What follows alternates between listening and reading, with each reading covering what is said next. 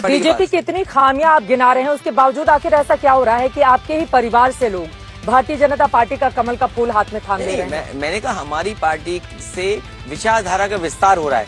Bharatiya Janata party बहुत विस्तार करती है ना अपनी पार्टी का, तो हमारे पार्टी में भी विचारधारा का विस्तार हो रहा है। इस बात का दुख है आपको कि अपर्णा यादव बीजेपी में चली गई? नहीं, मुझे खुशी है इस बात की कि समाजवादी सिद्धांत भारतीय जनता पार्टी में ही पहुंचेंगे। आने वाले समय में लोकतंत्र कैसे बचे, संविधान कैसा बचे, उसकी भी लड़ाई समाजवादी लोग लड़ेंगे भारतीय जनता पार्टी के अंदर। वो कह रहे हैं प्रधानमंत्री नरेंद्र मोदी और योगी जी की नीतियों से प्रभावित होकर उन्होंने बीजेपी थामा। वो तो पहले से ही प्रभावित थी, बहुत दिनों से प्रभावित थी। वो आपसे प्रभावित नहीं इसलिए थी? मुझे खुशी इस बात की कि भारतीय जनता पार्टी के अंदर भी अब लोकतंत्र बचाने की, आरक्षण को बचाने की, प्राइवेटाइजेशन को रोकने के लिए इन तमामों पे बहस होगी। क्या वो आपसे प्रभावित नहीं थी? नहीं, मुझे लगता है कि समाजवादी विस्तार के लिए तो हमें खुश होना चाहिए। दूसरा, भारतीय जनता पार्टी जो परिवारवाद कह रहे थे, हम उनको धन्यवाद देंगे भारतीय जनता पार्टी के शीर्ष नेताओं को। कम से कम हमारा परिवारवाद आप खत्म कर रहे हो, हमें बहुत बहुत बधाई आपको। जसवंत नगर सीट से आपने शिवपाल जी को टिकट दिया, साइकिल चुनाव चिन्ह पर ही वो मैदान में है? क्योंकि उनका जो चुनाव था आखिरी वक्त में बदल गया। चाबी थी, चाबी खो गई, चाबी बदल गई, अब उनको स्टूल मिला। खो गई या साइकिल में लग गई? नहीं, जो चाबी जो चुनाव चिन्ह था वो बदल गया। अब उनका चुनाव चिन्ह स्टूल है, तो स्टूल इतनी जल्दी प्रचार नहीं हो पाता। इसलिए मैंने कहा कि चाचा भी ये चाहते थे कि वो साइकिल पे लड़े, तो मैंने कहा साइकिल को सब जानते हैं और पहचानते हैं, इसलिए साइकिल चुनाव चिन्ह पे ही आप लड़िए। मतलब लाल टोपी पहनकर ही वो चुनावी मैदान में? नहीं, लाल टोपी चुनाव चिन्ह नहीं है, हमारा चुनाव चिन्ह साइकिल है। लेकिन साइकिल दी उनको मैंने। आपकी जो पहली फोटोज उन चाचा भतीजे के सामने आई थी, उसमें अंतर बस ये था कि वो सेम कपड़े में थे, लेकिन उनके सिर पे टोपी नहीं थी, आपने टोपी पहनी हुई थी। इस वजह से मेरा ये सवाल है। लेकिन यहाँ पर मुलायम सिंह यादव जी के साड़ू साहब, उनके समधी, ये सब लोग भी बीजेपी में जा रहे हैं। मैं बीजेपी का धन्यवाद देता हूँ कि हमारा परिवारवाद खत्म कर रहे हैं। फिर आपके पास क्या बचेगा? आप पे आरोप क्यों लगाते थे? सबसे ज्यादा आरोप हम पे लग रहा है। मैं देखता हूँ टीवी पर आधे घंटे में हमारे परिवार के प्रोग्राम चल रहे हैं। कम से कम देश के बड़े बड़े नेता हैं, उनके गांव दिखाइए कि उनके गांव के हालात क्या हैं, उनके परिवार के बारे में दुनिया जाने, देश जाने कि उनका परिवार कैसा है। अरे हमारे परिवार का तो बहुत प्रचार कर दिया, कम से कम भारतीय जनता पार्टी अपने परिवारों के बारे में प्रचार करे। क्यों नहीं करती भारतीय जनता पार्टी उनका प्रचार?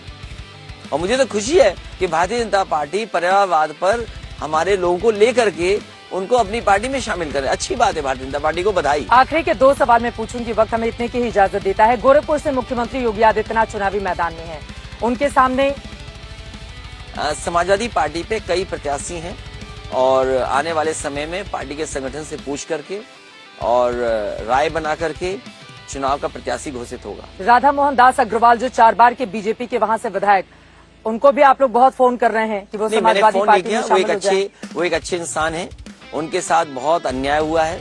वो पॉलिटिकल और जागरूक इंसान है, डॉक्टर के होने के नाते वो जानकारी रखते हैं। मुझे याद है जब मैं विधानसभा में सदस्य था, मुख्यमंत्री था, तो जो बिंदु राधे मोहन अग्रवाल उठाते थे, कई सदस्य उन बातों को नहीं जानते थे। तो अलग से भी मैं उनसे कहता था कि आप ही वो हैं जो हमारे बजट के बारे में जानकारी रखते हैं और जानकारी रख करके हमसे सवाल पूछते हैं। अब इतनी तारीफ कर रहे हैं, इसका सीधा सा मतलब है आप चाहते हैं कि वो समाजवादी पार्टी में आ जाएं। उनके कहने से अगर मुझे गोरखपुर में फ्लाईओवर देना पड़ा तो फ्लाईओवर दिया मैंने।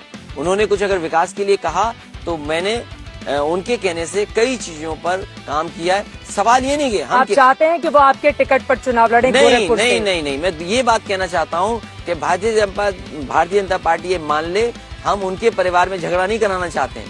भारतीय जनता पार्टी के लोग वो हैं जो घरों में भी झगड़ा करा देंगे, घरों में भी खाई पैदा कर देंगे। तो आप राधा मोहन को नहीं ले रहे हैं पार्टी में? नहीं, अगर राधा मोहन जी से मेरी बात नहीं हुई इधर मेरी बहुत दिनों से। आप चाहते हैं जब वो कोरोना में जब उनके मोहल्ले में लोग परेशान थे, जब पानी में गोरखपुर के लोग डूबे हुए थे, तब मेरी बात हुई उनसे। मैंने कहा बताओ कैसे सारे मुख्यमंत्री हैं जो मेट्रो नहीं चला पाए, वो नाव चल रही, बताओ गोरखपुर में नाव से लोग चल रहे हैं, महीनों पानी रहा, क्या मुख्यमंत्री जवाब देंगे?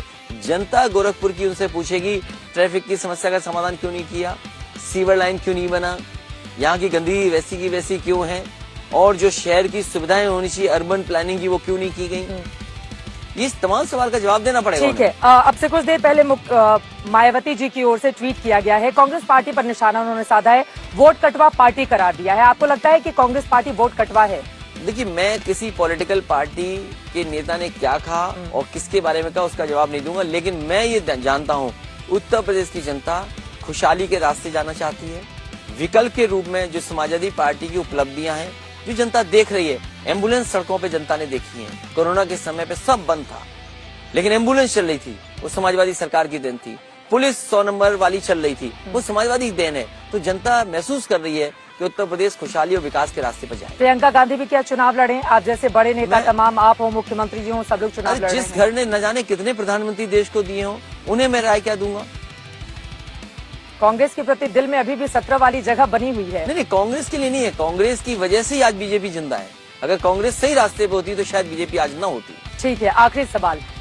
अब तक के चूंकि पहले चरण का चुनाव बिल्कुल नजदीक है, ऐसे में अखिलेश जी का मौजूदा आकलन क्या कहता है? कितनी सीटें आप लोगों को आपके फर्स्ट गठबंधन फेज को में मिल रही है? 50 से ज्यादा सीटें समाजवादी पार्टी जीतने जा रही है। अलायंस फर्स्ट फेज में क्लीन ऑलरेडी स्वीप हो जाएगा। क्लीन, सुपर क्लीन होगा। इसीलिए बड़े बड़े नेताओं को गली मोहल्ले में आना पड़ गया। कोई सोच सकता था कि बड़े बड़े नेता जो हवाई जहाज हेलीकॉप्टर में उड़ रहे थे कुछ दिन पहले, उन्हें गली मोहल्ले में आना पड़ रहा है।